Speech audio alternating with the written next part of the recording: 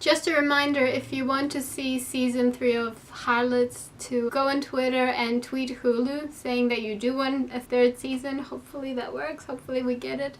I think every little bit helps because this show is still quite unknown, which is surprising. I think season 2 is changing that slowly, but yeah, if you love the show, just go on Twitter, tweet Hulu, say that you love the show, go on Rotten Tomatoes, give it a really high score.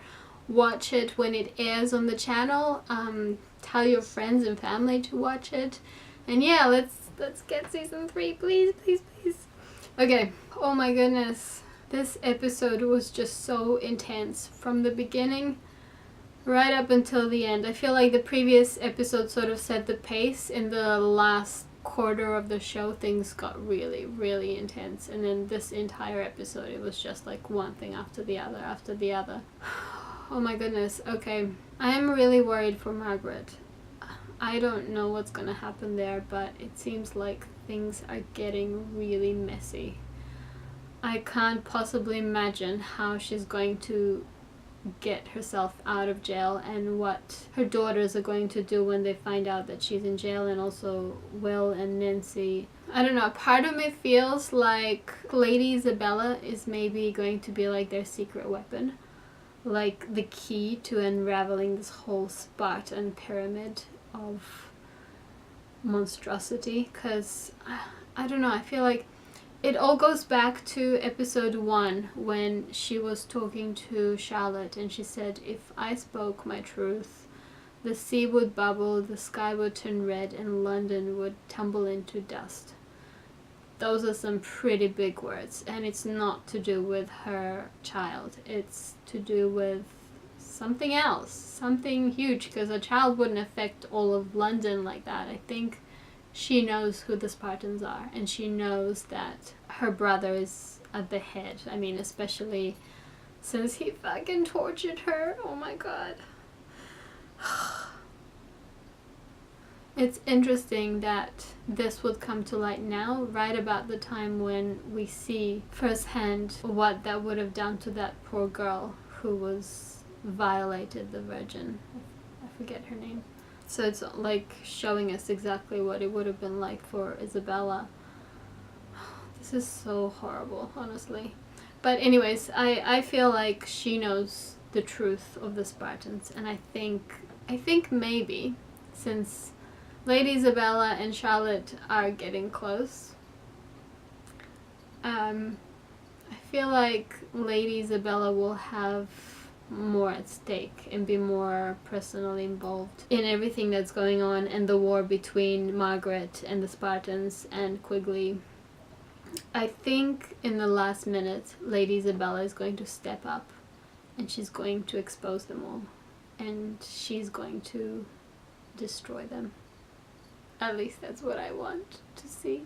That's what I hope. She's got a lot of rage, that woman, for what's been done to her and what continues to be done to her. Like, her freedom is severely restricted because of her stupid brother. So I feel like when the time is right, she's going to rise and pull the carpet from underneath their feet.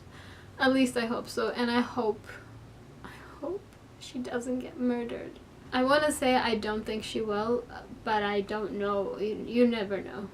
The thing that gives me hope about this show is that it's written by women, and they're so aware. They're aware of what we want to see. We don't want to see another woman falling to her knees and all of that. Like, we want to see them victorious, and they gave us that at the end of season 1. I have faith and hope that they are going to do the same for season 2. So I think Lady Isabella is going to step up and speak up, and somehow that's going to tie in with Margaret and save Margaret in some way. That's what I want to say will happen. Because I just can't see Margaret dying. Like, I don't know, I just can't see it happening. I don't know, maybe I'm in denial, we'll see, but that's what I think will happen. Okay, Charlotte and Lady Isabella. Oh my god. We all knew this was coming because the kiss was kind of in the trailer for season 2, so we didn't know the circumstances, and now we know the circumstances, and the circumstances are those two are getting really close. I mean, I guess they're as close as can be by this point. The camera panned away, so we didn't get to see what happened after, but like, I think you can imagine, kind of. And I love their relationship and their friendship. I feel like it's hard to say. On the one hand, I have been questioning whether Charlotte is as into Lady Isabella as I think Lady Isabella is into her. Because with Charlotte, you know, it's harder to tell, like, at which point is it work, at which point is it not. Just because she said in season 1, love, there's no such thing for a harlot. And so it's hard to tell sometimes. And also there's also the fact, like, is she into women? Is she not into women? I think, I don't know, I have a feeling like she could be.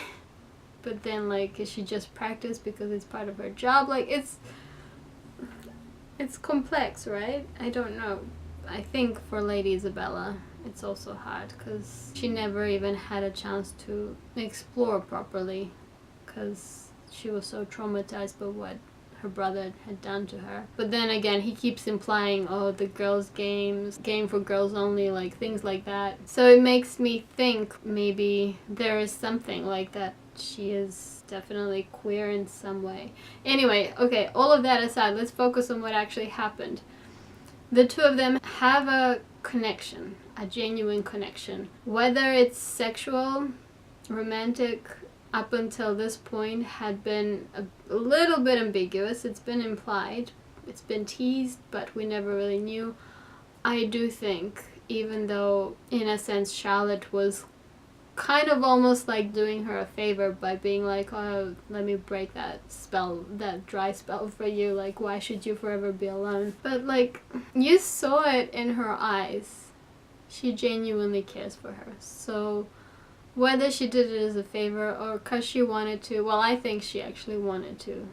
Like, there is something, you can just see it in her face. There is something there. And also what Lydia said to her at the beginning of this episode.